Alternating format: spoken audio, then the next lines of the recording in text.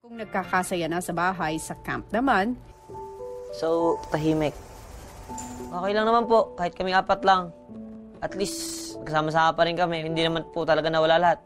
At alam naman po namin na hindi po dito nagtatapos lahat. Sabi ko sa sarili ko, sana ako yun. We'll be okay. What are you guys sad for? We'll be okay. My mindset for all of us to cross over. Like our absolute best in everything. Sobrang swerte nung nauna sa bahay, tol. Kayong apat.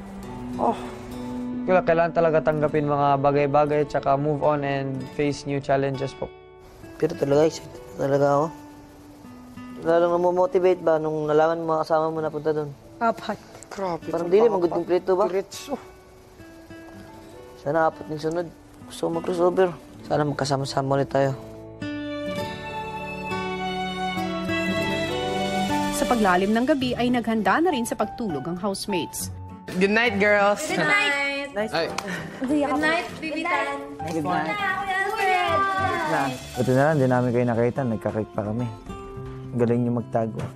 Gwen, I love you. Love you too! Good night! Good night! Di ikaw, Sheena.